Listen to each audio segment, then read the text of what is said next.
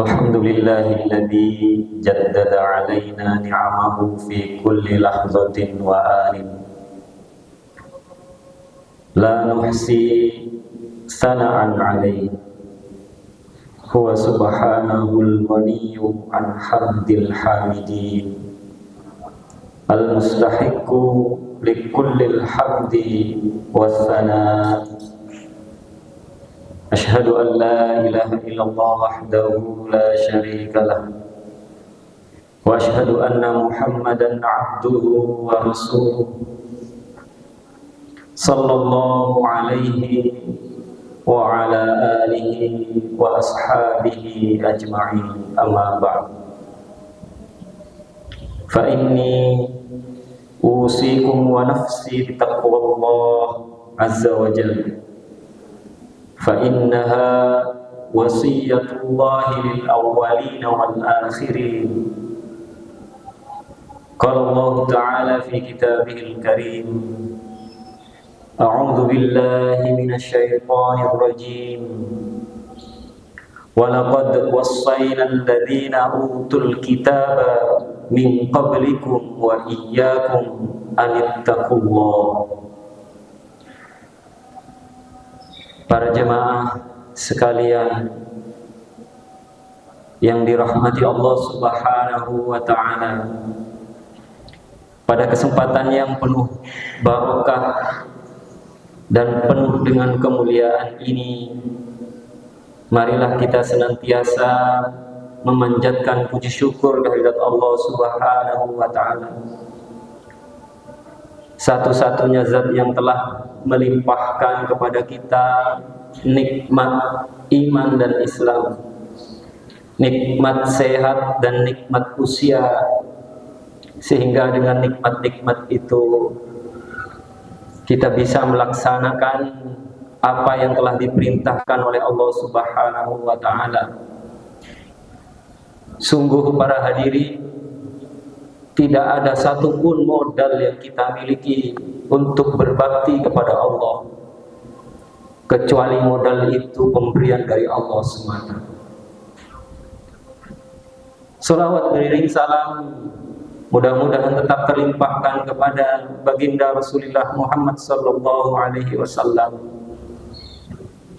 manusia pilihan yang Allah hadirkan untuk alam semesta ini, agar bisa dicontoh, agar bisa ditoladani, tidak hanya bagi orang-orang yang hidup bersama beliau, akan tetapi teladan itu bisa terus direproduksi, bisa terus dilanjutkan sampai nanti umat ini berakhir. Jemaah sekalian yang dimuliakan Allah Subhanahu wa ta'ala, nikmat Allah tidak pernah berhenti mengalir dalam hidup kita. Dalam setiap nafas yang kita tarik dan kita hembuskan, Allah selalu memperbarui nikmat itu. Konsekuensinya adalah kita harus senantiasa bersyukur, karena setiap kali kita menarik nafas dan setiap kali kita menghembuskan nafas, Allah secara otomatis juga memperbarui nikmatnya. Allah Subhanahu wa ta'ala mengingatkan kepada kita dalam Quran surah Ibrahim ayat 34, wa in ta'uddu ni'matallahi la tuhsuha innallaha laghafurur rahim. Dan jika kalian mencoba untuk menghitung-hitung nikmat Allah Subhanahu wa ta'ala, la tuhsuha, niscaya kalian tidak akan pernah bisa menghitungnya. Sesungguhnya Allah itu benar-benar Maha Pengampun lagi Maha Penyayang. Dalam sebuah penelitian para hadirin, dalam sehari semalam 24 jam itu, manusia bernafas sebanyak 17.000 kali sampai 20.000 kali. Pertanyaannya adalah, sudahkah syukur kita kepada Allah sebanyak itu? Padahal dalam setiap nafas itu Allah telah memperbarui nikmatnya untuk kita. Jadi mustahil rasanya kalau kita ingin membalas pemberian Allah Subhanahu wa Ta'ala yang tidak terhingga itu. Dan mustahil rasanya kita yang tidak memiliki apa-apa ini lalu dengan bangga, dengan sombongnya mengatakan, aku adalah hamba Allah yang pandai bersyukur. Masyarul muslimin rahimakumullah, meskipun kita sadar bahwa syukur itu berat dan tidak akan pernah mampu untuk mengganti nikmat Allah yang telah diberikan kepada kita, namun harus kita ketahui bahwa ada 3 syarat agar kita ini digolongkan oleh Allah Subhanahu wa Ta'ala ke dalam hamba-hambanya yang bersyukur. Yang pertama adalah mengenal bahwa nikmat yang telah kita terima itu semuanya adalah pemberian dari Allah Subhanahu wa Ta'ala. Tidak satu pun apa yang telah kita nikmati dalam hidup ini adalah hasil jerih payah kita semata. Akan tetapi di dalamnya adalah anugerah yang besar yang Allah titipkan kepada kita. Kita bisa sholat, kita bisa hadir memenuhi panggilan Allah ke masjid ini, kan karena kita hidup. Siapa yang memberi kita hidup itu? Kita kuat melangkahkan kaki ke masjid ini, kan karena kita punya energi dari makan. Siapa yang memberi makanan itu? Maka pada puncaknya nanti seorang hamba itu merasa tidak akan pernah bisa sanggup untuk bersyukur kepada Allah Subhanahu wa Ta'ala. Syarat yang kedua, masyarul muslimin, hendaknya seorang hamba itu ridho, menerima selapang dada mungkin akan ketentuan dari Allah Subhanahu wa Ta'ala, apapun bentuknya. Kita seringkali lisan ini mengatakan alhamdulillah ketika kita memperoleh nikmat, kita memperoleh tambahan rezeki. Namun apakah Allah pernah lupa kepada kita meskipun kita sedang ditimpa musibah? Dan apakah Allah bukankah satu-satunya yang mampu menimpakan musibah itu kepada kita? Oleh karena itu, syarat yang kedua, yakni ridho akan setiap pemberian Allah, menjadi prasyarat agar kita bisa bersyukur akan nikmat-nikmat Allah. Dan yang ketiga, masyarul muslimin, hendaknya seorang hamba itu menggunakan nikmat dari Allah Subhanahu wa Ta'ala sesuai dengan perintahnya. Itulah syarat agar kita seorang hamba bisa melaksanakan ibadah yang disebut dengan bersyukur. Masyarul muslimin rahimakumullah, syukur itu sejatinya adalah ibadah hati yang kesempurnaannya tergantung kepada pengakuan diri kita sendiri bahwa seluruh makhluk Tidak ada satupun yang mampu membalas nikmat Allah Subhanahu wa Ta'ala. Bahkan untuk nikmat terkecil sekalipun, termasuk bernafas tadi. Bahkan kemampuan untuk bersyukur itu sendiri, keinginan kita untuk bersyukur itu sendiri adalah nikmat yang juga Allah berikan kepada kita, yang itu juga memerlukan tambahan syukur dari kita.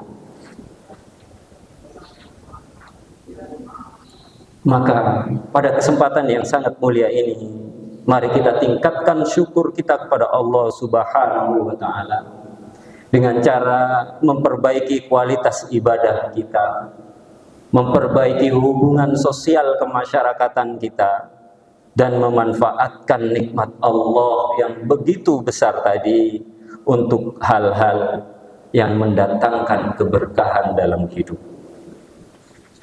Masyiral muslimin rahimakumullah.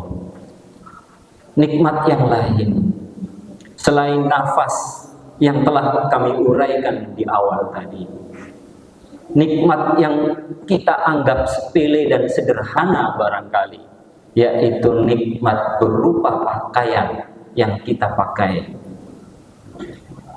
Ketahuilah bahwa sesungguhnya pakaian itu adalah salah satu nikmat yang besar dari Allah Subhanahu wa Ta'ala. Hal ini ditegaskan oleh Allah dalam Quran surah Al-A'raf ayat ke-26. A'udzu billahi minasyaitonir rajim. Ya bani Adam, qad anzalna 'alaikum libasan. Wahai anak cucu Adam, sungguh kami telah menurunkan kepada kalian pakaian yuwari sawatikum warisha, yang pakaian itu menutupi auratmu dan pakaian itu indah untuk perhiasan. Walibasut taqwa dzalika khair. Namun pakaian takwa itu adalah pakaian yang terbaik. Kita urai sedikit masyiral muslimin tentang ayat ini, bahwa di dalamnya ada pelajaran tentang pakaian fisik itu penting untuk menutupi tubuh dan menjaga kehormatan kita. Akan tetapi yang paling utama adalah pakaian takwa tadi. Pakaian takwa adalah hati yang selalu sadar akan kehadiran Allah Subhanahu wa Ta'ala. Hati yang senantiasa dihiasi dengan akhlak yang mulia dan amalan yang sesuai dengan syariat yang telah diturunkan oleh Allah Subhanahu wa Ta'ala. Selain untuk menutupi tubuh, pakaian ini juga mengajarkan kepada kita untuk menutupi aib-aib, baik itu aib diri kita sendiri maupun juga aib saudara kita. Rasulullah SAW mengingatkan, man satara musliman satarahullahu yaumal qiyamah. Barang siapa yang menutupi aib seorang muslim, maka Allah akan menutupi aibnya kelak pada hari kiamat. Hadis riwayat Bukhari dan Muslim. Oleh karena itu, marilah kita jadikan pakaian ini sebagai pengingat kasih sayang Allah Subhanahu wa Ta'ala, karena Allah telah menutupi kekurangan kita. Janganlah sekali-kali kita mempermalukan orang lain atas aib yang kita ketahui. Akan tetapi marilah kita lebih menyibukkan diri untuk memperbaiki kekurangan diri kita masing-masing. Rasulullah SAW kembali mengingatkan kita, tuba liman syaghalahu aibuhu an uyubin nas. Celakalah orang yang sibuk dengan aib orang lain sementara ia melupakan aib dirinya sendiri. Masyiral muslimin rahimakumullah, sebagai kesimpulan dari khutbah yang pertama ini, kami mengingatkan kembali agar kita janganlah sekali-kali meremehkan dosa-dosa yang pernah kita lakukan, baik itu dosa yang kecil ataupun dosa yang besar, baik itu yang disengaja ataupun yang tidak disengaja. Karena lupanya diri kita terhadap dosa-dosa yang telah kita lakukan bisa jadi sebuah hukuman bagi kita dari Allah Subhanahu wa ta'ala. Sehingga dengan kelupaan kita tadi akan dosa-dosa itu, kita semakin berani melakukan dosa-dosa yang lainnya. Yang kedua, ma'asyiral muslimin, hendaknya kita menyadari akan dosa-dosa yang telah kita ingat tadi.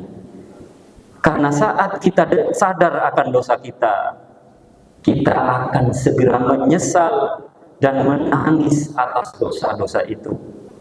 Rasa penyesalan itulah yang menunjukkan hati kita masih hidup dan ingin kembali bertobat kepada Allah Subhanahu wa ta'ala.